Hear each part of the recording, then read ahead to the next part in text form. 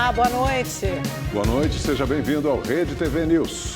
Após muita discussão, Câmara dos Deputados aprova urgência na tramitação do projeto da Lei das Fake News. O texto deve ser votado em plenário na próxima terça-feira. A Câmara dos Deputados acaba de aprovar a urgência na tramitação do projeto da Lei das Fake News. Foram 238 votos a favor e 192 contra. A expectativa é que o texto seja levado ao plenário na próxima terça-feira. O relator do projeto, deputado Orlando Silva, do PCdoB de São Paulo, apresentou o texto mais cedo aos líderes dos partidos da Câmara dos Deputados. Orlando Silva esteve na residência oficial do presidente da Câmara com líderes de todos os partidos. No encontro, ele apresentou os detalhes do texto. O projeto cria medidas para combater a disseminação de fake news nas redes sociais e nos serviços de mensagens privadas.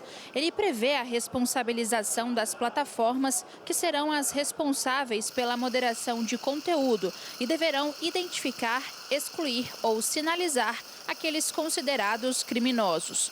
O PL também estabelece sanções e estende a imunidade parlamentar para o ambiente digital.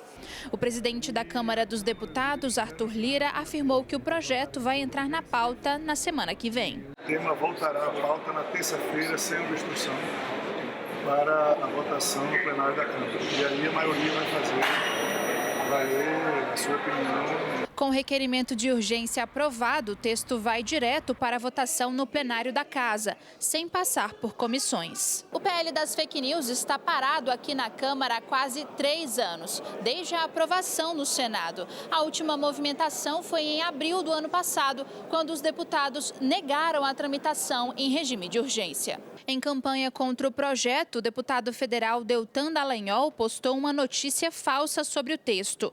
A publicação diz que, com a aprovação do PL, alguns versículos bíblicos serão banidos das redes sociais. Orlando Silva repostou a mensagem e fez um alerta de fake news. No texto, ele afirma que é por causa de notícias como essa que as redes sociais estão cheias de discurso de ódio e desinformação.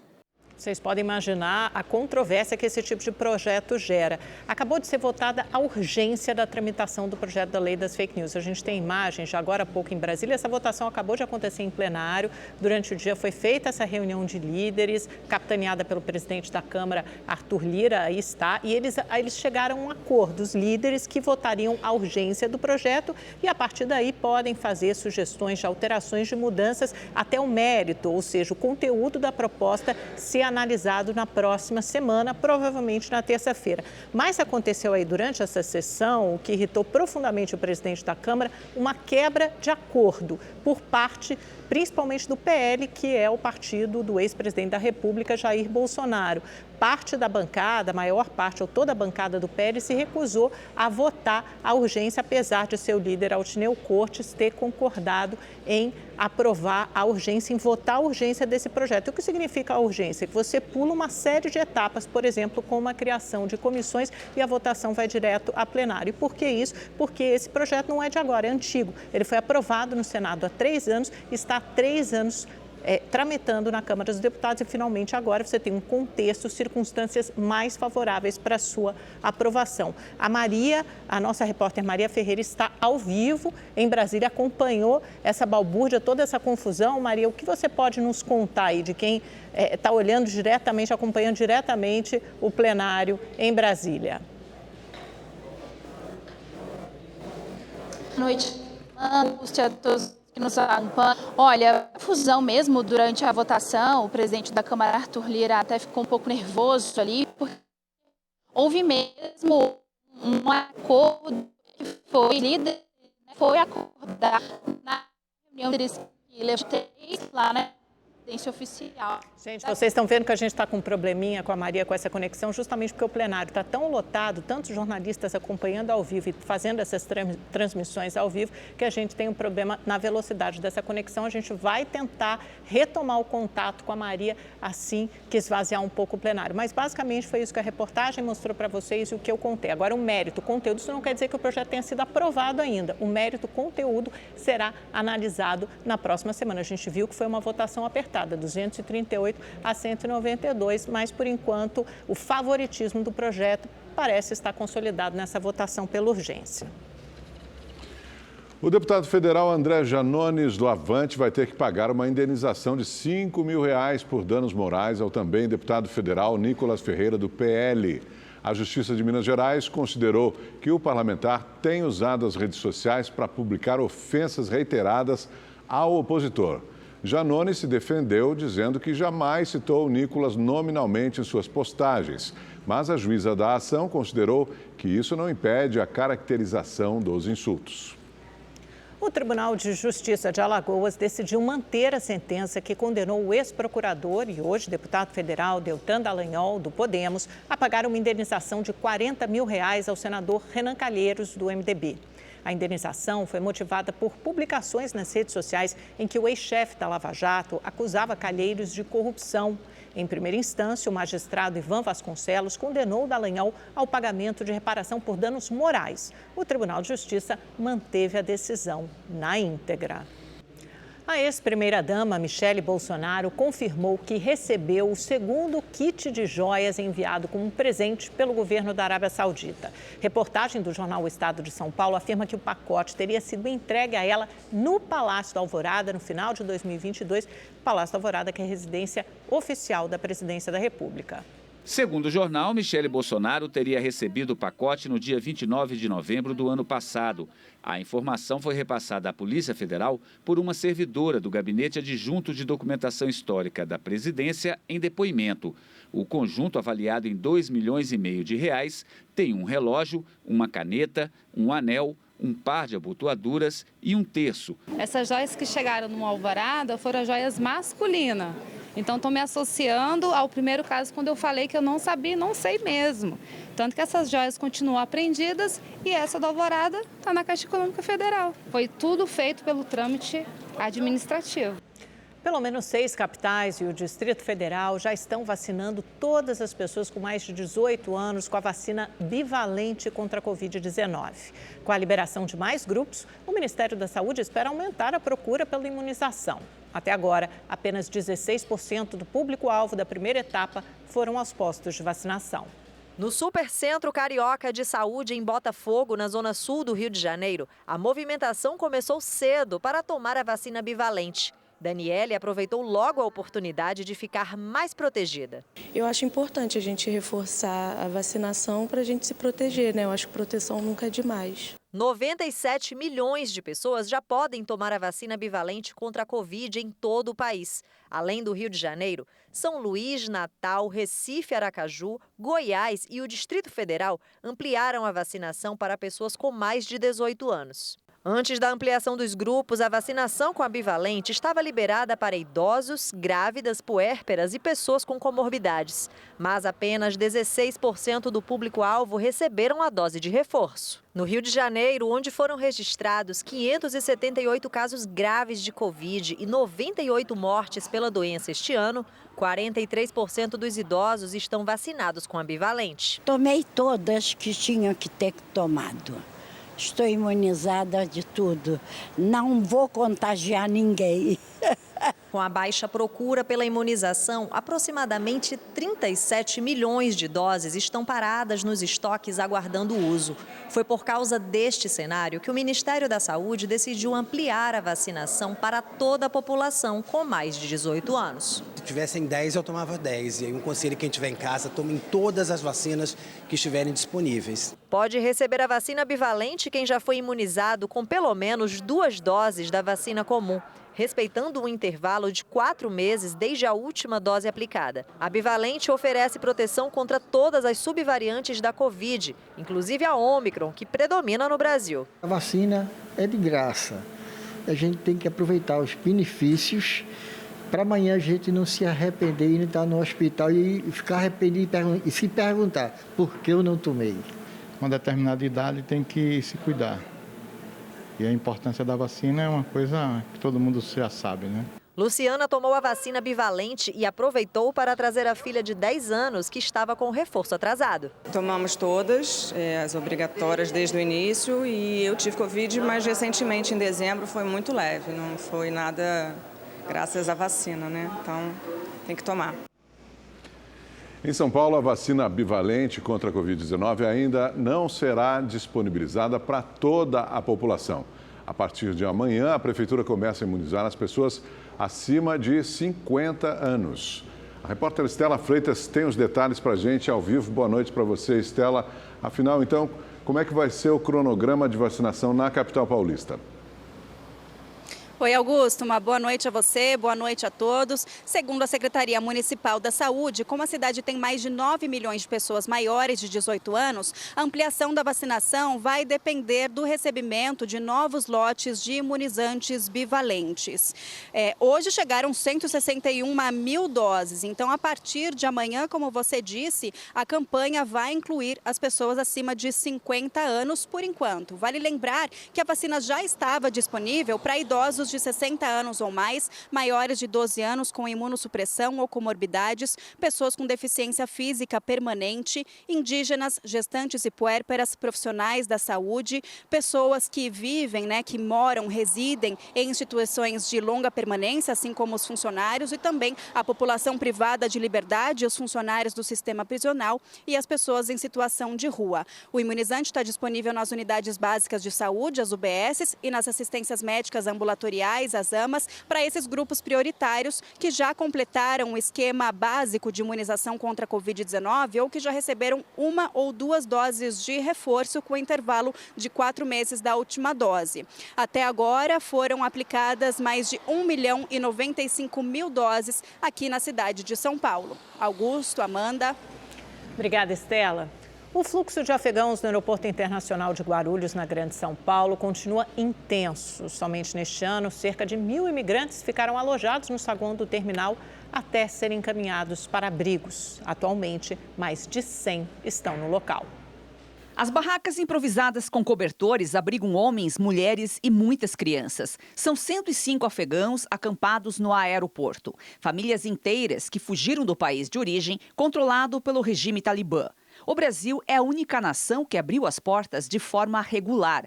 Com visto humanitário, eles ficam aqui até conseguir um abrigo e reconhecimento de refugiado. Este médico chegou com 5 filhos e a mulher há 6 dias. Ela está tratando um câncer. No Brasil, eles têm esperança de ter uma vida melhor. Por ainda ter parentes no Afeganistão, a família tem medo de revelar a identidade. Este outro deixou a província de Panjshir. Ele conta que a cidade de 400 mil habitantes, aos poucos, está sendo abandonada pelos moradores. A Prefeitura de Guarulhos fornece almoço e jantar aos afegãos. Um coletivo formado pela sociedade civil colabora com o café da manhã e parcerias com hotéis para que os abrigados possam tomar banho. Aqui não é um ambiente para se viver, mas a gente não está vivendo o mundo ideal, Então, enquanto a gente tem pessoas aqui no aeroporto sem expectativa de abrigamento, como sociedade civil e como coletivo Frente Afegã, a gente está tentando diminuir um pouco os impactos da experiência deles aqui no aeroporto, no Brasil. Guarulhos espera ser reconhecida como cidade de fronteira. Dessa forma, teria acesso a políticas públicas para atendimento a refugiados. A solicitação foi feita no início do mês ao governo federal. O Ministério dos Portos e Aeroportos já concordou com o pedido, mas ainda depende da aprovação de outros ministérios. E a ideia é que Guarulhos seja conhecida para que a gente consiga fazer algo muito parecido com o que acontece lá em Roraima, lá na Operação Acolhida. Então, com esse reconhecimento, com esses recursos, a gente consiga fazer isso de uma maneira que a gente não tenha que ficar o tempo todo solicitando recursos ao governo federal e esses recursos venham de uma maneira fluida para que a gente consiga aplicar e fazer o encaminhamento dessas pessoas que chegam no aeroporto. Segundo o Ministério das Relações Exteriores, entre setembro de 2021 e outubro de 2022, mais de 6.200 vistos humanitários foram concedidos a afegãos. O Brasil é um país acolhedor e é um país que tem política de imigração nesse sentido de visto humanitário e a ideia é que com esse reconhecimento a gente consiga aplicar uma política pública eficaz não só no Brasil, mas aqui em Guarulhos. Dados do Cadastro Único da Prefeitura de São Paulo revelam que o número de famílias vivendo em extrema pobreza na maior capital do país cresceu 10,5% entre julho e dezembro de 2022. Desempregada, Maria Aparecida mostra as condições em que vive, em uma ocupação na zona norte de São Paulo. Neste espaço pequeno, ela mora com o marido e mais 3 netos. No fogão, apenas a vasilha do café. Como é que a senhora sobrevive? A gente vai assim na igreja, pega uma cesta, né? Assim é difícil? É difícil. E como, né? O que a senhora vai almoçar hoje? Hoje, por enquanto, né? A gente vai comer ovo, né? O número de famílias que vivem em extrema pobreza na cidade de São Paulo cresceu 10,5% entre julho e dezembro do ano passado, segundo dados do Cadastro Único da Prefeitura. São consideradas famílias nessa situação aquelas com renda per capita mensal de até R$ 109. Em julho do ano passado, o número de famílias em extrema pobreza era de 690 mil. Em agosto, saltou para pouco mais de 704 mil. O ano terminou com 760 mil famílias nessa situação.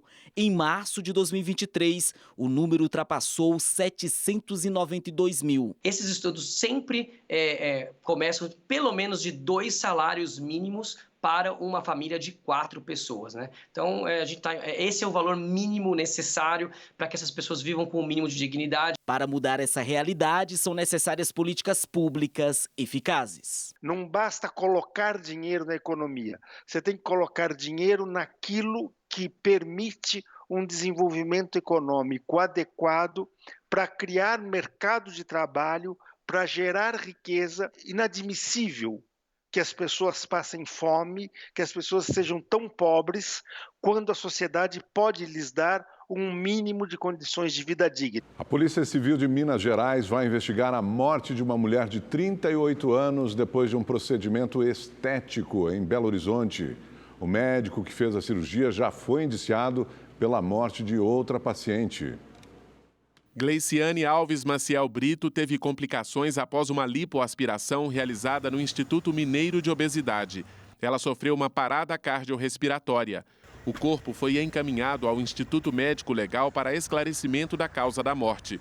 Segundo o hospital, a paciente tinha um histórico de trombose, mas o problema de saúde não impedia a realização da cirurgia. O paciente, ao fazer uma cirurgia, ele deve ser devidamente informado desse risco, conforme determina o Código de Defesa do Consumidor e o Conselho Federal de Medicina, para que ele identifique se o risco vale o benefício. Os procedimentos foram feitos pelo cirurgião plástico Lucas Mendes. Em nota, o advogado dele disse que a morte de Gleiciane trata-se de uma lamentável fatalidade, que, embora nunca seja esperada ou desejada, é prevista pela literatura médica como risco inerente da cirurgia, não havendo qualquer indicativo de culpa do cirurgião ou do hospital. Em abril do ano passado, o mesmo médico foi indiciado pela morte de outra paciente por homicídio culposo, quando não há intenção de matar.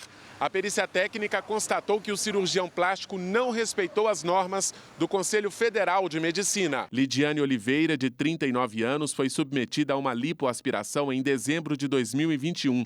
A investigação apontou que a quantidade de gordura retirada do corpo dela foi acima do indicado. No Conselho Federal de Medicina, a situação do cirurgião plástico Lucas Mendes é regular. Ele também é membro da Sociedade Brasileira de Cirurgia Plástica. O que nós orientamos é sempre a prevenção. Quando for procurar um cirurgião plástico, busca as orientações no site da Sociedade Brasileira de Cirurgia Plástica e sempre lembrar, a internet é um instrumento que ele pode levar o paciente a uma busca errada. A mulher que morreu hoje era técnica de enfermagem, casada e mãe de 2 filhos. O Rede TV News faz uma rápida pausa e volta em seguida.